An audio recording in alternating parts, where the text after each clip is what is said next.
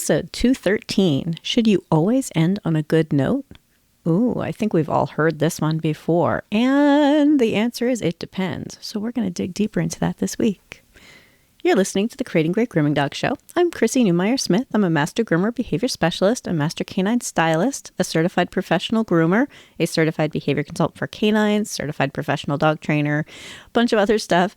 And I'm the dean of academics and an educator at the Whole Pet Grooming Academy. And this, my friends and colleagues, is the show where we talk about teaching pets to be good for grooming. So do we always need to end on a good note? Ooh, that's tricky. And this one actually came up in flyball practice this weekend because there's a point where you're trying to do repetitions of something small.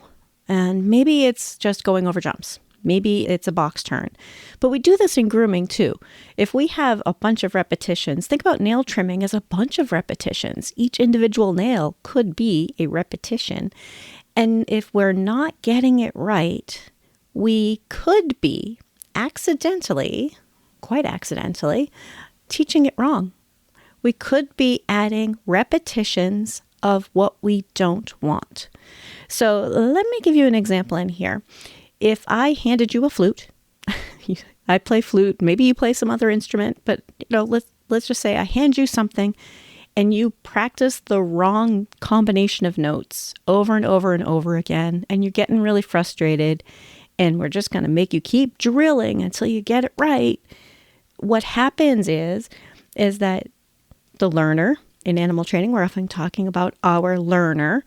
Our learner is getting really frustrated. Our learner is not enjoying this process. They're messing up. They're learning everything the wrong way. And then the person who's teaching, the teacher in this combination, is also likely to be getting frustrated. It doesn't serve its purpose. Now, when I started talking about things like ending on a good note, there's some truth to that, and it can be a really good process to use. Let's say that you're working within the scope of this dog is really comfortable. We'll use the nail trim example again. This dog is really comfortable. We trimmed one nail and we stopped. Good boy. That's ending on a good note. And then we do it with the next nail and end on a good note and do it with the next nail and end on a good note. And end doesn't mean that's the moment we send them home. End could be we stop here with nail trimming and go back to some brushing. Go back to something the dog is comfortable with and circle back and do another nail repetition. And then circle back to something he's comfortable with and circle back and back and forth and back and forth. Now, as groomers, we're often taught to have a system and to stick with it. And that is really efficient. That's a really good practice for becoming a fast and efficient groomer who doesn't forget things like a toenail. But when we have a pet that has behavior issues, who is concerned about something we're doing, is worried about it, is afraid, or simply doesn't know, we need to backtrack and say, I need to prioritize teaching this pet right now. This isn't about me being fast and efficient. This is about this pet having a pleasant experience, learning that this isn't scary. We have the opportunity in dog grooming most of the time to have that animal in front of us for a long time. We can go back and circle back and do multiple repetitions and end while the pet is comfortable. So ending on a good note could be that this pet is comfortable. Ooh. See, now that's not something we usually think about. Usually we're like, okay, and then we finish that last one. But what if most of that nail trimming was terribly unpleasant? And then we're waiting, that last one has to be good. He has to enjoy this last one. We're going to keep going until we have a good note. But so often that's what I see. I see so many animals who are being pushed to the point of unpleasantness, and they're learning all the wrong things. And yet, the groomer is trying to make sure that they end on a happy note. But that's not going to wash away all of the unpleasantness that happened before it. The purpose of ending on a good note is that it can really bring some confidence. A pet may be like, or our learner, could be a human, right? Like, hey, look at you doing a great job. Let's pause there for a minute. Yeah, let's take a break. Think about what you did. Try it again. Think about what you did. Try it again. The musical instrument example again. After you learn how to make notes and you learn how to put them together, and every once in a while there's just a tricky patch of the song, and you just practice that one measure over and over and over again. That one little combination of like 6 notes. Just keep practicing and practicing and practicing. But you only practice it when you're getting it right. You don't want to continue practicing getting it wrong. When you're getting it wrong, that's when you slow down and you maybe do 2 notes at a time, 2 notes at a time, and then 3 notes, and then 4, and then 5, and then 6. And you don't necessarily want to keep doing the entire song. Oh, I always mess up on measure 14, but I'm going to do the whole song. Oh, messed up on measure 14 again. That's not how we learn. It's not how we learn, and it's not how our pets are going to learn it. So we want to think about that ending on a good note could be those little tiny bits. Tiny, tiny, tiny. And if you're not able to create a good note, if you're not able to create that moment where that pet feels confident, when that pet feels good, when that pet feels successful, if you're not able to create that, then all of your repetitions are very, very unpleasant. So let's come up with some examples of really, really unpleasant repetitions. If you just keep doing something wrong.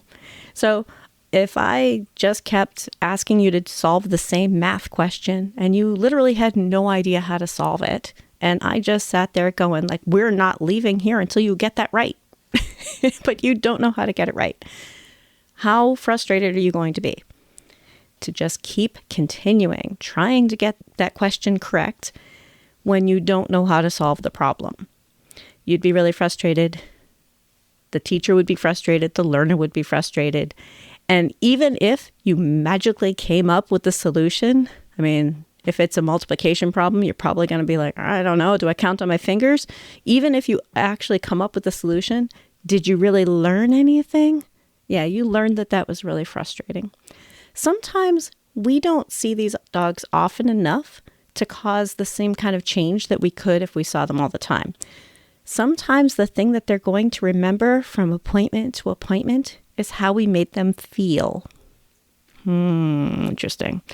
If I handed you something to try today and then we did it again in 8 weeks, you're probably not going to remember how to do that, but you'd remember how you felt about it. I don't do this every day. And it's hard because you don't do it every day. Repetitions are a chance for us to make sure that we're always on a good note and to assess if that's too difficult and lower our criteria. That's an important part. Assess if it's too difficult, lower the criteria to the point where it is achievable and we can build confidence by making it easy. Lots of easy repetitions are good. Lots of hard repetitions with a lot of mistakes, that's getting dicey. You know, we don't necessarily want a lot of mistakes. That's not the fast track to learning how to do something right. And we're going to talk more about that in the next part. I know that not everyone here wants to become a master groomer behavior specialist, but did you know that I offer other courses too? There's a 4-hour Groom Smart course to learn how to use the 3 C's in your day-to-day grooming. And there's Modern Behavior and Handling for Groomers. Those are both available through the Whole Pet Grooming Academy. They're 4-hour classes. You have 1 month access to complete those. And I will have links for those in the show notes. So I'm going to use a human example here. I had a teacher in college, worst teacher I've ever had in my entire life. And I was really good in math. Like, I don't remember much of that type of math now, but I think it was quantitative method or statistics, one of those. I don't know, one of the higher maths. I was really good at math, but he would go up to the board and say, all right, let me show you how to do this. And then he would say, no, let me show you again. And one of those 2 was going to be wrong. He's introducing a new idea to us.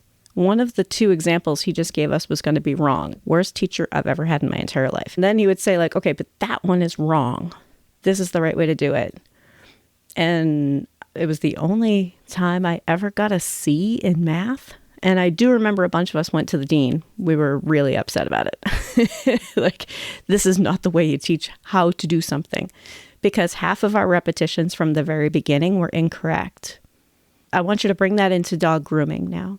So if we want this dog to learn, I'm supposed to be still and relaxed while someone brushes my ear, then we want this dog to be in a position where they can be still and be relaxed while we brush their ear. But how often do we have a dog who is wiggling and struggling and we're brushing the ear anyway, expecting them to learn that they're supposed to be calm and still? We don't want them to learn how to be brushed while they're wiggling. We need to think, all right, how do I make this easier? How do I make this lesson look closer to perfection? What does the target look like? What does our goal look like? Our goal is a dog who is calm, comfortable, and cooperative while we brush the ear. Not a dog who is wiggling and flailing and we're holding the ear in a vice grip and we're continuing to brush until they give up. And that's often what I'm seeing. And people saying, well, he's got to learn how to do this.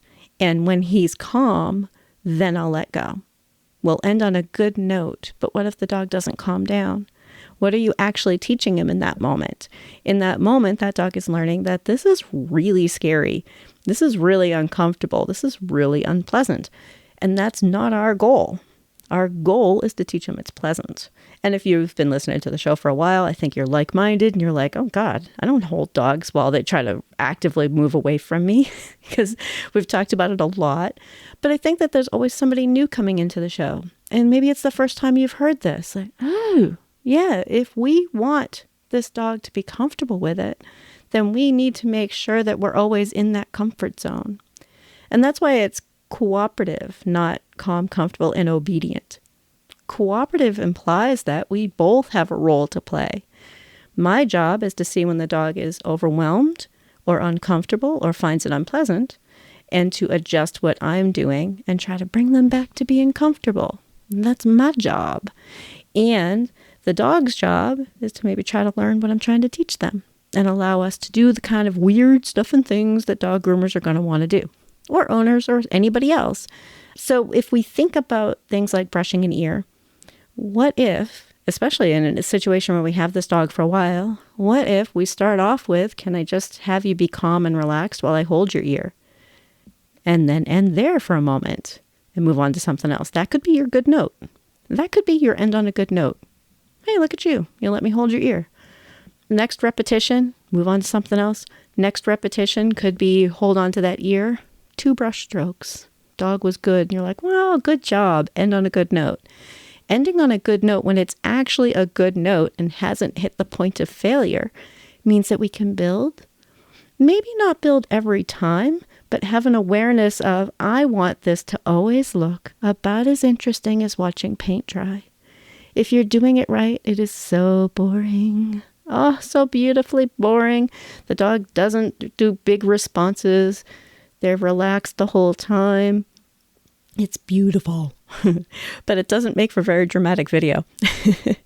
So if we think about, if I can hold this dog and keep them at that point where we're in their comfort zone and just pushing the boundaries a little bit, just nudging them out a little bit, and lots of repetitions of smaller things, then we can end on a good note, and we can do it over and over and over again in one grooming session. What I often see is at the end of a grooming session, someone trying to end on a good note, but maybe that whole grooming session was unpleasant, or maybe just a while. Maybe there was a good 10 minutes of unpleasant, which I know sometimes people think, well, what's the big deal? The big deal is that 10 minutes of unpleasant might be a dog who gives you a lot more unpleasantness in the future. They don't want to be there. They don't trust you. They don't like it. They're not learning how to be good. They're actually learning that it's unpleasant. So what if we spend time teaching them that it's pleasant? Ooh, how cool is that? And then through lots of repetitions, since we have them for a full grooming session, or even if it's just a nail trim and you have that dog for 10 minutes, what if you treated every nail touch as a repetition? What if you treated picking up the feet as a repetition? What if you treated all of that as, can I keep you as calm as possible? So imagine you have just made a bet with somebody. I'm betting you a really expensive dinner that I can keep this dog calm the whole time. That's the sweet spot.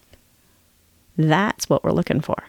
Imagine that you have just placed a bet with somebody Maybe it's if I lose this bet, then I have to do something I think is really unpleasant. But I'm so sure that I can keep this dog at the point that they're calm while I continue to do stuff and not push them. Then I can do lots of repetitions. And I'm much more aware of like, oh, are you looking a little stressed? If it is, it's time to relax. It's time to pause. It's time to rethink what we're doing and to bring an awareness to, I want this to look boring. I want this dog to be successful as possible. So ending on a good note can be a really great strategy if we are also making sure that the entire process is as pleasant as possible, that we're not pushing them to the point that they can't do it and accidentally creating a lot of repetitions of the exact thing we don't want. Just like my math teacher all those years ago, who was having us do all sorts of repetitions of doing it the wrong way, which was so frustrating. So frustrating. So a lot of us learned it the wrong way because he literally spent time teaching us the wrong way. We don't want to do that to our learner. We want to set them up to get it right. And that's when those repetitions end on a good note can be really helpful. So I know we hear it a lot, end on a good note. And there's no always or never. It's not like a do it or don't do it, but it is have an awareness of, is this pet still finding it pleasant? Am I actually teaching this dog that this is pleasant? Because dogs who think that grooming is pleasant are set up for a lifetime of grooming. A lifetime. It's not about getting it done today. It's about this dog's entire life. And maybe you meet them at 10, but maybe they've got another 8 years. We've all seen 18-year-old dogs. What if they have another 8 years? What if it's like the last couple years of their life, but we still are able to teach them to be calm with us for those last couple years of their life?